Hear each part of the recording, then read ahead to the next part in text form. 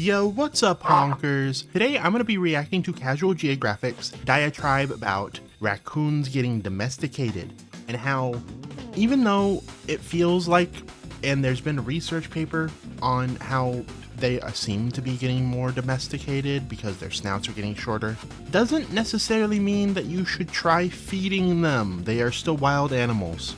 Feeding a wild animal is the worst thing you can possibly do, because then they become dependent on humans and they get comfortable around them. All the sorts of stuff that why you shouldn't feed the wild animals. Anyways, today's secret word is trash panda. If you comment the secret word in the comments down below, I will give your comment a heart.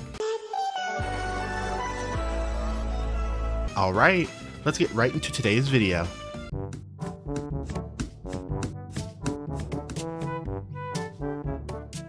New study shows raccoons are evolving and trying their hardest to become our pets. Yep, they are. Now, how about I explain? Raccoons wear masks because they might have pulled the feline finesse on humanity. It's what you've probably heard from the news, with researchers saying that an overachieving trash panda might be the next animal to domesticate itself. So much that they're already getting cuter in the process. Domestication doesn't just make animals more tolerant of people, it physically changes them too, with changes like floppy ears, curly tails, smaller teeth, brains, and shorter snout. And one change has folks excited for the future of raccoons. And it's all because of this study.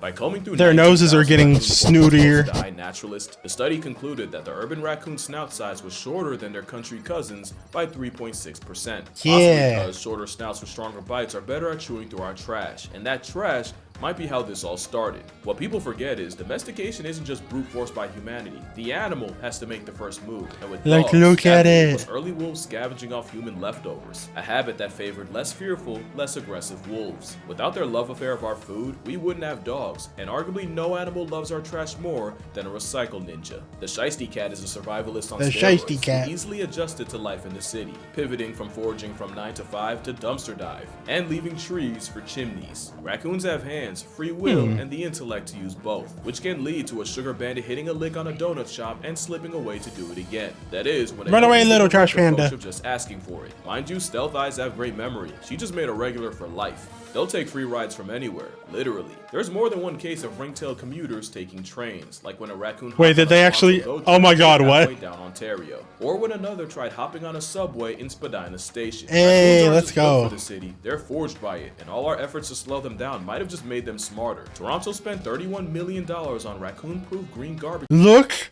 how cute he is on top of that little green guy. Look at him. He's so flat and round. Oh my god, I just want to take him and squish him. He looks so cute. Bins in 2016, designed specifically to keep the veiled vermin from your trash. The raccoons spent a couple days in false defeat, until a few were caught making the bins, the 30 mil, and the city of Toronto look like a joke. Cause nothing is truly raccoon-proof, and many believe that the harder people push to prove otherwise, the more they've accidentally buffed the brain of a bin burglar. In fact, many people have dubbed this excessively street-smart variant as the Uber raccoon. It's the Uber raccoon. It would seem that like death, taxes, and The Simpsons getting another season, raccoons are inevitable. But before you start fantasizing about naming a litter merchant Rocket, you should probably know, what exactly is a raccoon? Yeah, what exactly is it? One more time.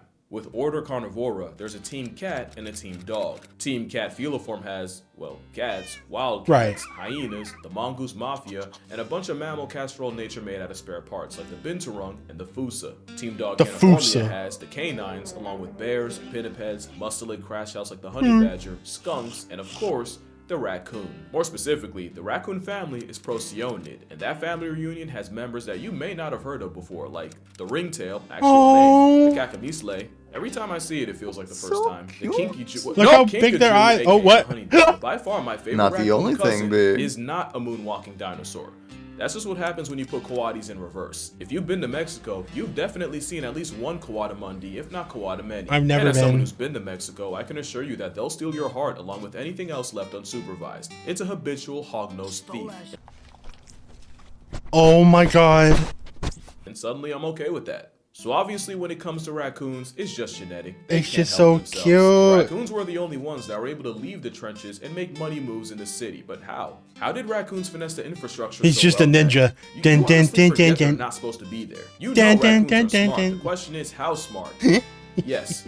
A literal Robin Hood isn't just street smart. They sit at a table with some of the brainiest animals in the world. In 1907, two psychologists tried to power scale the intelligence of the raccoon, and to do it, they used Edward Thorndike's puzzle box. In this method, the subject would have to engineer an escape by opening a series of latches to see not only how fast they could accidentally find the answer, but how quickly they could purposely do it again. They both did the same experiment separately, and both came to the conclusion that not only did a bushy-tailed urbanite clear cats and dogs, the raccoon's performance put them right under monkeys. Raccoons are also one of the few animals that pass Aesop's test. In another experiment, 2 out of 8 raccoons were able to figure out that they could reach a marshmallow in a tube with water by dropping stones to raise the level high enough. A third one said, and just sat on the tube and rocked back and forth until it tipped over and the water and marshmallow spilled out. Something a team of PhD students did not see coming. It was never a secret raccoons are cognitively capable. Once upon a time in the 20th century, there was a push to use raccoons as lab animals for neuroscientists and psychologists. But that idea lost steam due to the procedural issues of raccoons breaking out of cages and escaping through vents. They would literally get out. That's so funny. Studying who? A deliberate disciplinary choice in the history of bullshit. They got embarrassed by a dumpster puppy and refused to run it back. Honestly, raccoon intelligence comes down to 2 things. One is memory. Raccoons can remember solutions to problems they solved years ago and will just build on that knowledge. A different experiment involved 22 rats, 2 dogs, 4 raccoons. I wonder how old raccoons can live to be. My God, that one on the left is a chunky boy. Holy. He is rotund. He is massive. Huge. And 5 human children, and this time they'd face 3 light bulbs, one of which would briefly turn on, and the subject would have to identify which one after a delay. At first, the raccoons didn't do too hot. They could pick the right light bulb after a 25-second delay, but the dogs could handle 5 minutes. But what was quickly realized was both the dogs and the rats could only remember which bulb if and only if they were facing the bulbs the entire time. As soon as they moved around and lost visual, they lost the challenge. But raccoons could pick the right light even after spending the delay moving around and being distracted. The only other subjects that could do this were the children. Memory is important, but the second pillar of procyonid prowess, raccoons are so curiosity. Fucking smart, dude. Holy crap. But crap. La Poubelle Panda has been living off that. In my opinion, other than crows, raccoons are the perfect city animal, and curiosity is one reason why. They're neophiles, meaning their first response to something they've never seen before is to figure it out. That's how they turn what Toronto media flex as the marvel of ergonomic design into a 7-figure waste of everyone's time. It's almost impossible to make something raccoon-proof, since there's an unsettling overlap between the smartest raccoon and the dumbest human. It doesn't help that the rubbish warrior has hands. Fun fact, the animal called wash bear doesn't wash food. They actually wet their paws to enhance the nerves on their fingers, meaning raccoons can see what they're eating with their hands. Oh, I didn't know it that. Helps that raccoons are omnivores that'll mooch off you, your dog, your cat. They'll food tax your entire family and hit the goofiest animation after. They'll try anything once, even if it means waking up face down. Rip. But what raccoons really eat no, Snuffy. Despite being much less of a disease risk, opossums don't get a fraction of the PR. And people who like possums but give raccoons a pass must not have the experience of waking up to a dismembered, disemboweled cat. In fact, intelligence in a face mask often makes you forget they're a predator tough enough to maul your family pet. Yeah, they can fuck up your cat. Turn to favor, as urban raccoons have almost no predators, except for maybe an otter. Not like I think otters actually eat them, but to be fair, this does look very predatory. Other than Lila showing Rocket where everybody floats, raccoons are in that sweet spot where many of the things that would normally eat them are too big to really follow them into the city. Or at least if they do, they get all the smoke from humanity. Basically with raccoons, they're bigger than the cute animals, cuter than the big animals. But the last piece is their psychology. Experiments show that the quieter, more docile raccoons were craftier and much better at solving puzzles than the aggressives. Ironically, bolder raccoons were less likely to take the time to see how a device works. Meaning, not only are calm raccoons superior students and just like solvers, people, but calmness is the trait that animals need to survive constantly being around humans. It's also the first step to domestication. Which brings us back to the question, are raccoons actually being domesticated? Oh, 100%. It's complicated. Remember that it was wolves valuing our leftovers so much that it created selective pressure that favored less fearful, more people-tolerant wolves. And after several generations of these docile wolves breeding, you eventually got the breeding blocks that would lead the Shih Tzus, Pekingese, and someone's arthritic, crusty-eyed, semi-bigoted cutie. You know, there was a period where every single girl I talked to had one of these. Oh my God. They did not like me. But a lot of people say that the mass marauder is at the starting line of the same process, and that the snout study only proves it. This also severely stresses me out, really. Very sus. For a number of reasons. They used images that were uploaded by random people to iNaturalist, meaning I could have snapped a raccoon and thrown a pic up there and it might have ended up in the study. And then to avoid, I guess, duplicates, they limited the image contribution to 1 picture per person, which cut the picture pool from over 100,000 to just under 20,000. But they also had no way of knowing multiple people didn't just clock the same raccoon. And then, out of the 19,495 pictures, they cut it down to 249, 38 rural raccoons, and 211 urban. I'm guessing they filtered out for the best quality images to measure, but I feel like you can't mess with the numbers that much without severely kneecapping your study. Especially since they say they pulled pictures from 2000 to 2024, but only used the last 4 years due to a low number of rural data points. Basically, they're saying in 20 years they couldn't find enough country raccoons. That's I don't think. I don't know. Look, I'm not even gonna pretend like I'm the best at reading these studies or making sense of the numbers, so I'm actually gonna link this creator's video. She's an actual raccoon. Do you think that the rural raccoons don't really exist as much because they just got eaten by like all the other wildlife? And the reason that there are so many in the urban is just because they can just run to the urban. And as I said, like, it's kind of sad if so. Yeah. I don't know. Biologist. She's the only US citizen allowed to study the pygmy raccoon, and the creator of DashCon, which was some lore I was not expecting. Wait, she made DashCon? Wait. Do y'all remember DashCon? Nope.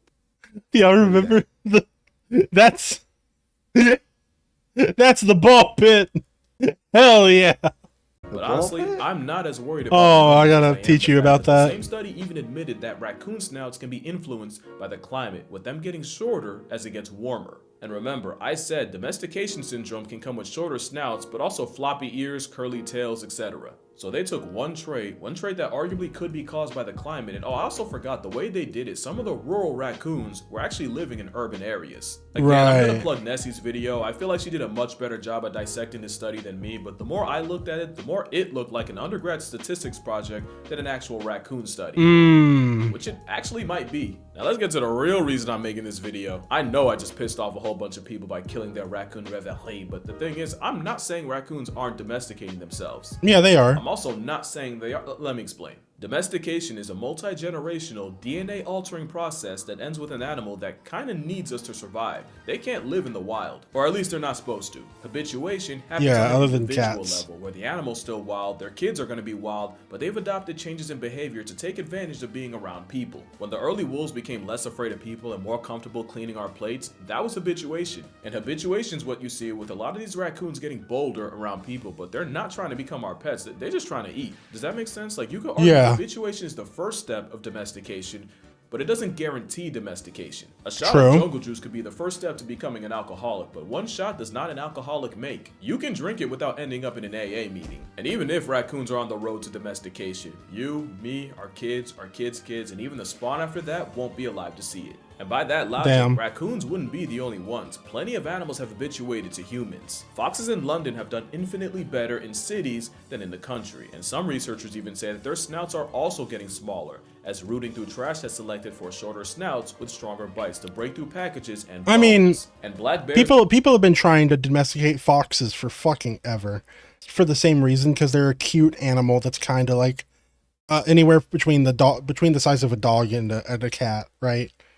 And they're like, oh, I want to take it home with me. It's like the same fucking thing. In places like Aspen, Colorado, will regularly commute from the woods into the city to scavenge trash at night, and they've also about it, even breaking into houses and raiding fridges. Elephants in Thailand have habituated to the point of running things like the mafia. You got elephants stopping trucks on the road just to steal their sugarcane. But by far the best, or I guess worst example, is baboons in South Africa being so used to humans meaning an easy meal, now they expect it and will violently run your pockets. Oh, that's not good. Saying baboons, elephants, or especially bears are being domesticated, and black bears are just obese raccoons. I mean, some will claim that for foxes, but even if they are, nobody you know or will know will be alive to see it. And as cities continue to spread, a lot of animals will have to adapt or die. And credit, raccoons adapted the hell out of their circumstances. They Raccoons sure hack the fucking city did. game, and there's nothing you can do to stop them. Toronto is considered the raccoon capital of the world, with up to 100,000 Really? black-eyed bandits free roaming, which would technically make them the largest minority group in Toronto. And if the $30 million dud wasn't proof, these sticky-fingered city slickers are testing humanity in ways few other urbanites could. But at least raccoons make sense in North America. Somehow they've taken their act international to Germany. In 1934, Right. raccoon fur farms were booming, and a local forestry chief released 2 pairs of lost bears to Look how enrich much the different they environment. look. The result was the raccoon population blew up. And not just them, because years later, a bomb obliterated a farm near Berlin, allowing 30 raccoons to escape. And today, there's an estimated 1 million rogues roaming the country. Holy 1940s shit. Germany yet still did not Good see heavens. that coming. But the most outrageous origin story is how they ended up in Japan. You see, after the 1977 Rascal the Raccoon anime, raccoons became all the rage. So much that Japan was importing over 1,000 a year to satisfy the demand for pets. And thanks to raccoons being some of the worst pets you can have, if they weren't released into the streets by owners, they escaped and invaded the cities anyway. If they could have just taken So the they time are to finish the raccoons in anime, Japan they probably too? would have gained the insight that could have avoided all of this. Instead, Japan has been at war with an unknown number of raccoons who aren't just costing millions of dollars in damage a year, they've done an absolute number on the already endangered Japanese salamander, while also severely outcompeting the very ironic looking raccoon dog. They The can't keep raccoon getting dog. away with this. But it's not all good for the raccoon. Habituation can be a problem for them too. As funny as a raccoon breaking into a liquor store and getting faded off the moonshine is, there are some unexpected consequences of them eating the same food as us. Like, They did get you know really raccoons fat. can get diabetes? Yeah. Researchers looked into the runes in Ontario, and they found That that is the so city sad. variety had a blood glucose level more than double those in the country. Mom, That I'm makes sorry, I know sense. you don't like me cursing, but I cannot stress how badly you f them over by feeding them. A mashed up chonk is real cute until you realize they're having the same issues with obesity, diabetes, and other health problems. And remember, Toronto Yeah. already blew an NBA player's salary God trying to stop damn. them. Not to mention the very real issue That's that sad. raccoons go the way of baboons, where they not only lose all fear and respect for humans, but start getting violent about it too. Because I say it all the time, you could probably finish the phrase for me, but the worst thing an animal can do is what? Lose its fear of humans. Because while the original raccoon might seem far from extinction, there's another raccoon on the brink that you may not have even heard of. Which There's is? actually 3 species of raccoon. You got the famous common raccoon, but also the crab-eating, or South American, because they don't even eat that much crab. I've but also never the seen the Cozumel, or pygmy raccoon. You remember how I said Nessie's the only US citizen that's authorized to study them? Well, she's seen firsthand what habituation, especially tourism, has done to them. Like while What I is was a sitting pygmy home working on raccoon? this video, she had to deal with a couple Cozumels that died due to habituation, like Oh. the malnutrition of eating tourist trash. It's sad, but there's only a couple hundred of these walking travel-sized trench coats left with, other than habitat loss, parasites and disease being some of the main reasons why. Reasons that definitely are not helped by being fed junk by tourists. But probably the Right. biggest problem is that most people don't even know they exist. Like if you look up Mexican raccoon, Google will probably acknowledge the coati before the Cozumel. And it's getting to the point where if we don't lock in like now, the whole Cozumel raccoon community is gonna get canceled. No. That would really suck because I literally just found out They're about so them last year. cute. So to make a long story short, raccoons aren't domesticating themselves, and if they are, it's no more than baboons, bears, or foxes. And if they Got are, it. it'll be Okay. many generations before anyone sees it. And honestly, I don't think the scientists reporting on it were trying to be misleading, because again, it technically could be domestication, but I feel like news outlets saw domestication and kind of ran with it. And then people saw that news and immediately started thinking they'll have raccoons in pet stores in their lifetime, and that's not the case. Yeah, it's not. And you don't want it to be. I'm not kidding when I say a raccoon as a pet will have you hating the species, your life, and everything about it. Imagine an adorable but incompetent contractor that does awful work and then demands food after. That and they're liable to mangle your cat. Also, it's not good for the raccoons either. I can show you a graveyard full of raccoons that started as pets. And hot take, all exotic pets are bad. Okay, but I feel like opossums as an option are way more chill. Like, who's ever been punked by a possum? And Me. skunks are a low-key sleeper pick. Like, I'm not kidding. They might get a video next. But yeah, instead of obsessing over bringing raccoons into our house, we should probably try to save them while they're still out. And that's gonna That's do it fair. for this video. Shout out to Nessie for helping me with this video while fighting the good fight. She's currently in an undisclosed location in Cozumel. You know red trying to pandas save are the most pygmy closely population. related I'm to gonna red put all her stuff in the raccoons. description. No, you wouldn't say. Yeah, they actually are. And they have little to no relation to the giant panda. Why do they call them red pandas then? Red pandas Instead of were the red ones that were raccoons. red pandas were actually the first ones discovered. Giant pandas came later. I see. Also, shout out to Newsflare. A lot of the clips used in this video were licensed through them, so yeah, definitely recommend for finding clips for your projects. Also, I just want to say, I'm not an expert in this. Like, don't think of me as a teacher, more like a student sharing his work with the class. And if you disagree with me, I have no problem with healthy discourse in my comments. In fact, I actively encourage it. Just don't be like weird about it. Yeah, just don't be fucking, Drink water, hug your mother. Stop feeding. Is this on? Hold on, let me just. Please stop Seriously, feeding stop raccoons. They don't need the help in your Stop house now. feeding them. Tell a friend about the Cozumel. They really need the PR. Say what's up to your pops, and I'm gonna see y'all in the next one. That was fun. Let's look at these raccoons looking at this Pied Piper guy. That's nice. Do, do, do, do. They know it's food time. Da, da, da. Well, that was fun. I hope you enjoyed this video. Please go subscribe and like Casual Geographic's original video. His video will be in the description down below. Like this video if you watched it all the way to the end. Subscribe if you want me to react to more Casual Geographic. And I'll see y'all in the next one. Bye! Bye.